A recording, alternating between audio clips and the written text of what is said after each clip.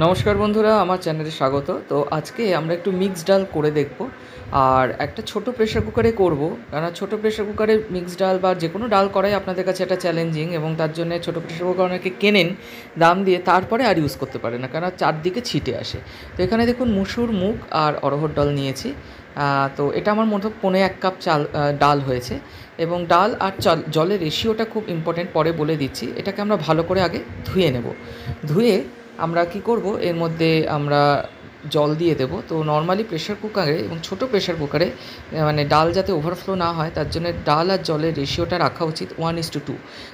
যদি 1 কাপ ডাল হয় তাহলে 2 কাপ জল। তো এখানে আমাদের 1.25 কাপ ডাল হয়েছে, তাহলে আমরা 1.5 কাপ জল দেবো। তো ডালটাকে ধুয়ে নিই। তো ডাল ধুয়ে আমরা জলটা এবার এর মধ্যে অ্যাড করে দেবো। এবং তার মধ্যে এই দেখুন ডাল ধোয়া হয়ে গেছে, জল দিয়ে দিচ্ছি 1.25 কাপ ডালে 1.5 কাপ জল, এবং তার সাথে একটুখানি নুন, হলুদ আর তেল। অনেকে চিনিও দেন। এতে কী হবে, ফ্রদিংটা আরও কম হবে। আর মনে রাখবেন, ছোটো প্রেশার কুকার ছোটো গ্যাসেই দেবেন, ছোটো বার্নারেই দেবেন, বড় বার্নারে কক্ষনো নয়, ঠিক আছে? আর গ্যাস বন্ধ মানে প্রেশার কুকারের ঢাকনা বন্ধ করে একটা সিটি দিয়ে সাথে সাথে গ্যাসটা কমিয়ে দেবেন, পরপর সিটি মারবেন না, এতেও ডাল বেরিয়ে আসে। তো চলুন এবার আমরা দেখে নিচ্ছি। তো দেখুন আমাদের সব মেশানো হয়ে গেছে, এবার ঢাকনা বন্ধ করে দেবো। ঢাকনা বন্ধ করে দিয়ে আমরা একটা সিটি দিয়ে নিই। তো চলুন একটুখানি ডালটা গরম হোক, গ্যাসে বসানো আছে, একটু গরম হোক। তো আর সবসময় হাফ ফিলের বেশি কখনোই করবেন না, যে কোনো প্রেশার কুকার, সেটা ছোটো হোক বড়ো হোক। ফ্রদিং হয় এমন জিনিস কখনোই হাফ ফিলের বেশি করা উচিত নয়। তো আমি এখানে হাফ ফিলের অনেক কমই করেছি, মানে অল্প ডাল ছিল। মানে এমন না যে সবসময় ভরিয়ে ভরিয়ে রান্না করতে হবে, হাফ ফিল মানে ভাত ডাল যেটাই হোক। তো গ্যাস ঢাকনা বন্ধ করে দিলাম, একটা সিটি অবধি ওয়েট করে নিই। তো আসুক একটা সিটি। তো একটা সিটি পড়ুক, একটা সিটি পড়ুক।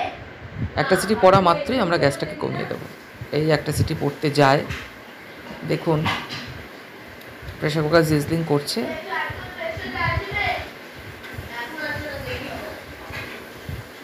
এই আমাদের পড়বে একটা সিটি।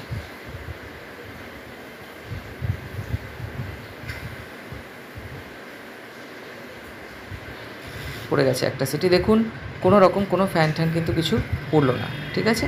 তো এভাবে আমরা 4-5 মিনিট রেখে দেবো। 4-5, কেন মিক্সড ডাল যেহেতু, 4-5 মিনিট থাকুক। এবং এই গ্যাস কমানো অবস্থাতে যদি কোনো হুইসেল পড়ে, সেটা নিয়ে চিন্তা করার কিছু কারণ নেই।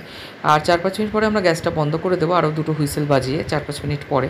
তো তখন এবার পুরো প্রেশারটা রেখে যখন খুলবো, দেখবো ডালটা খুব ঘন হয়েছে। তো যখন ফোড়ন দেবো, তখন আমরা জল দিয়ে ডালটাকে একটু ডাইলুট করে নেবো, আমাদের যেরকম কনসিস্টেন্সি চাই, ঠিক আছে? তো এই হচ্ছে ব্যাপার। তো 4-5 মিনিট থাকুক, তারপরে আমরা আসি। তো চলুন। এবং দেখুন একটু কিন্তু ঝাঁক কিছু বেরোয়নি। 3 রকমের ডাল, মুগ, মসুর এবং অরহর, তিনটেতেই প্রচুর ফেনা হয়। তো সেইভাবে মেনটেন করে চললে কিন্তু সত্যি কথা ছোটো প্রেশার কুকারে ফেনা হয় না বা নষ্ট হয় না, এরকম যেটা আপনাদের একটা ডেইলিকার প্রবলেম, ডাল বসাতে গিয়ে এরকম কাণ্ড হওয়া। তো দেখুন এসব কিছুই হলো না। তো চলুন আমরা একটু ওয়েট করে যাই, হয়ে যাক। তো 4-5 মিনিট হয়ে গেলে আমরা আর একটা আবার গ্যাসটা বাড়িয়ে আরও 1-2টো সিটি আমরা দিয়ে নেব। তো প্রায় 4-5 মিনিট হয়ে গেছে, এবারে আমরা গ্যাসটা বাড়িয়ে দিই, ঠিক আছে? চলুন গ্যাসটাকে বাড়িয়ে দিই। এই আমরা গ্যাসটা বাড়িয়ে দিচ্ছি, ঠিক আছে? দেখুন দেখুন সিটি পড়লো, কিচ্ছু বেরোয়নি, লং সিটি, কিচ্ছু বেরোয়নি। আবার আর একটা সিটি পড়বে, দেখুন একদম ক্লিন, নিট অ্যান্ড ক্লিন। যেটুকু হয়েছে এটুকু যে কোনো বড়ো প্রেশার কুকারেও হতে পারে, তো ছোটো প্রেশার কুকারে তো এটা হবেই। বাট যে প্রবলেম আপনারা ফেস করেন সেরকম কিন্তু কিচ্ছু হয়নি। দেখুন আর একটা সিটিও পড়লো, এবার গ্যাসটাকে আমি বন্ধ করে দেবো। এবার ফুল প্রেশারটা রাখি। তো দেখুন আমাদের ডাল কি সুন্দর সেদ্ধ হয়ে গেছে, খুব ঘন হয়েছে। তো এবারে আমরা কি করব, ফোড়নটা দেব। তো ফোড়নের জন্য আমার আদা, রসুন, টমেটো, পেঁয়াজ সব কুচি কুচি করে কাটা আছে, একটু জিরে আদা গুঁড়ো আছে, গরম মশলা গুঁড়ো আছে, আর কাঁচা লঙ্কা আছে। আর এই ছোট্ট একটা প্যান বসিয়ে নিয়েছি।